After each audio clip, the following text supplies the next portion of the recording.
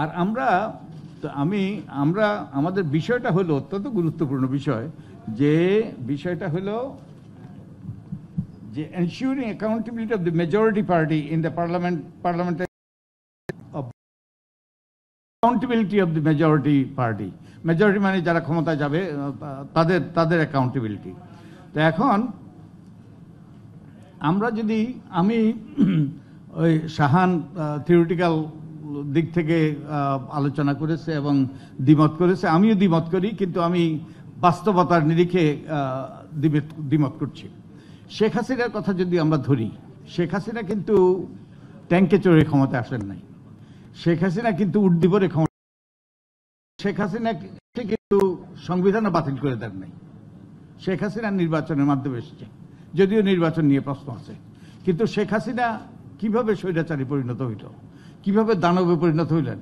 কারণ যেই স্বৈরাচারী ব্যবস্থা এই স্বৈরাচারী ব্যবস্থাই তাকে দানবে পরিণত করেছে। তো আমরা অ্যাকাউন্টেবিলিটি নিশ্চিত করার লক্ষ্য হলো এই দানবীয় ব্যবস্থা, স্বৈরাচারী ব্যবস্থার অবসান ঘটানো।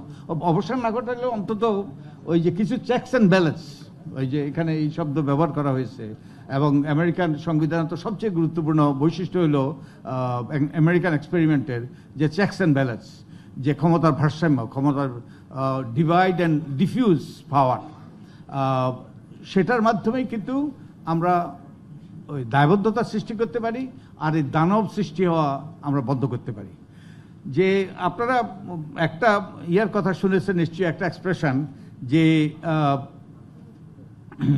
tyranny of the majority, Alex Tocqueville, ওটাই নাকি উচ্চারণ, ওকে, অ্যালেক্স ট্যাকোভিলে তার ডেমোক্রেসি ইন আমেরিকাতে বলেছে tyranny of the majority, তো সংখ্যাগরিষ্ঠের অত্যাচার, নিপীড়ন, নির্যাতন, যেটা আমরা দেখেছি, এবং এই সংখ্যাগরিষ্ঠতার নিপীড়নের কারণেই কিন্তু শেখ হাসিনা দানবে পরিণত হয়েছে।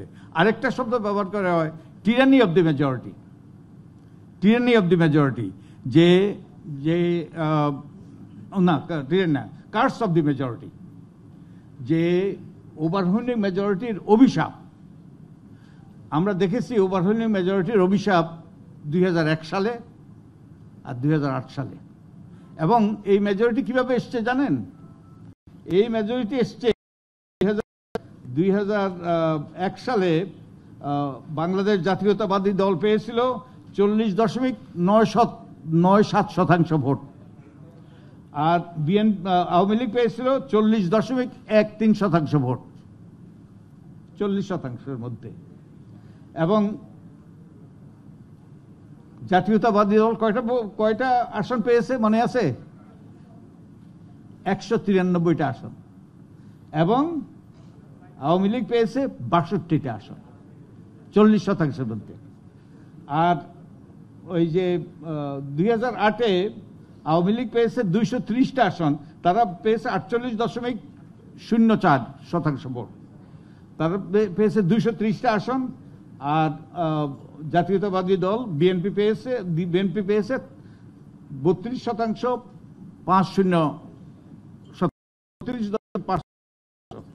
তারা পেয়েছে মাত্র 30টা সিট।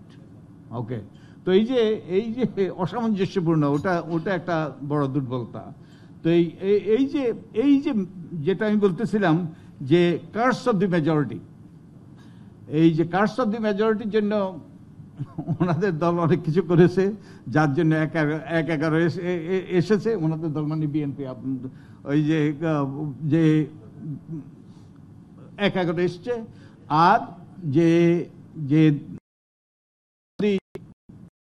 ওই যে কত সিট, 230টা সিট যারা পেয়েছে আওয়ামী লীগ যে 2008-এ, তার ফসলেই আমরা বহুলাংশে, সম্পূর্ণভাবে এই কারণ নয় যে হাসিনা যে দানবে পরিণত হয়েছে, তার একটা বড় কারণ যে কার্স অফ দি মেজরিটি। তো এখন এই যে দানবে যাতে পরিণত না হয়, এটাই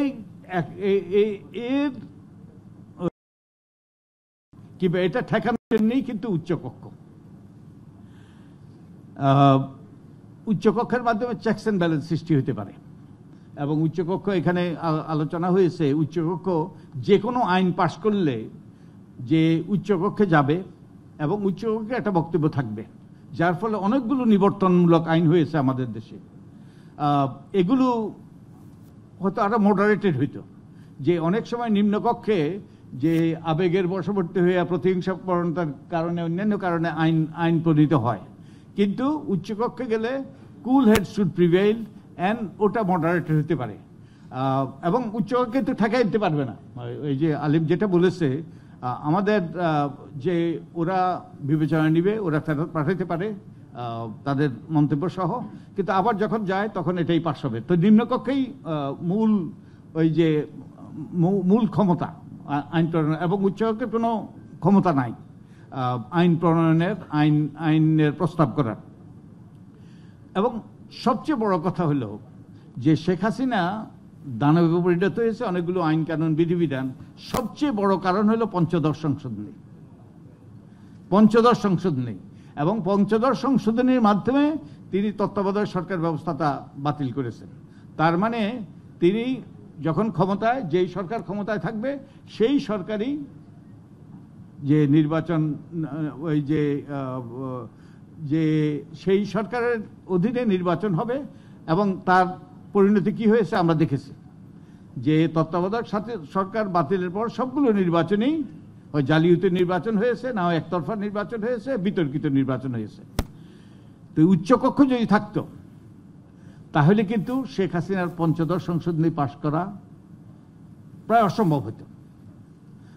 যদিও যেখানে অ্যাবসলিউট মেজরিটি, যেখানে ওই যেরকম মেজরিটি পেয়েছে হয়তো তখন সম্ভব হতো, যদিও নির্ভর করে কিভাবে উচ্চকক্ষ ঘুরতে হয়। উচ্চকক্ষ চেকস অ্যান্ড ব্যালেন্স করতে পারবে কিনা, নিশ্চিত করতে পারবে কিনা, সেটা কিভাবে ঘুরতে হয়। যে কতগুলো দল যেটা প্রস্তাব করেছে, উচ্চকক্ষ হবে যে আসনের সংখ্যার, আসনের অনুপাতে, যে যেমন নারীর আসন হয়, তাহলে উচ্চকক্ষ হবে নিম্নকক্ষের একটা ডুপ্লিকেট, জাস্ট ওই যে এটা অপ্রয়োজনীয় এবং ইট উইল বি ওয়েস্টফুল। কিন্তু নিম্নকক্ষ যদি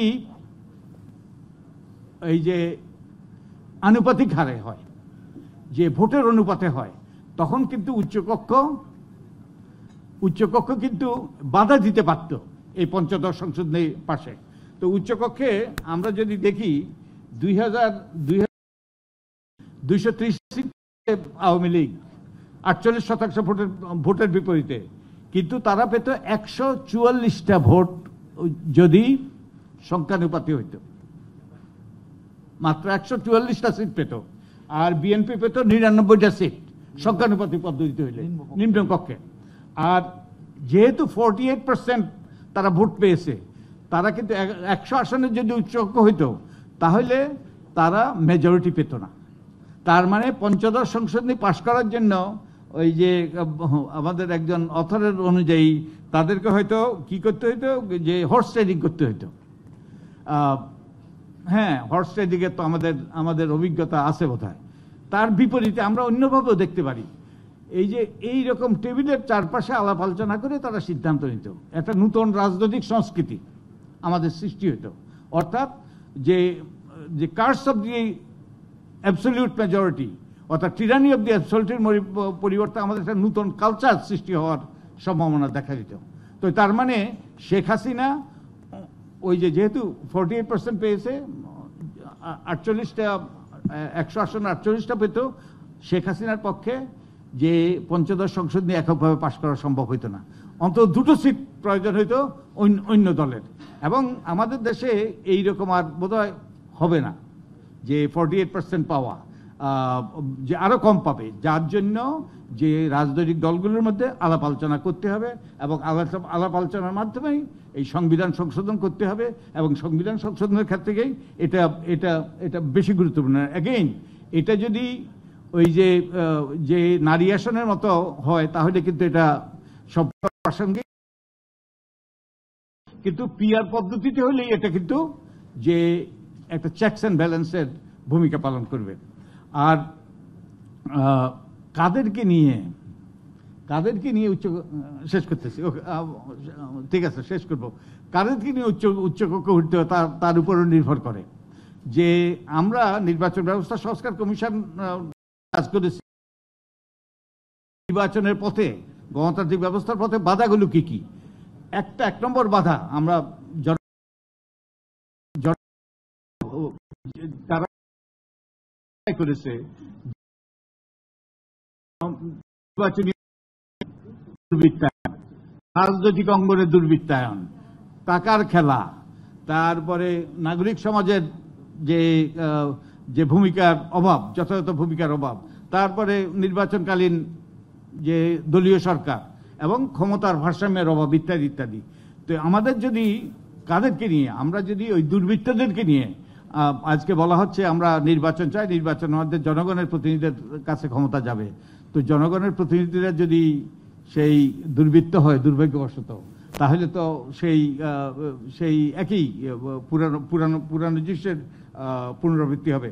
তা আমি, আর যেটা গুরুত্বপূর্ণ সেটা হলো আমাদের রাজনৈতিক কালচার বদলাতে হবে। এইসব নিয়ম কানুন বিধিবিধান অনেক বদলানো দরকার যাতে কাঠামো ঠিক হয়, কিন্তু আমাদের রাজনৈতিক কালচার বদলাইতে হবে।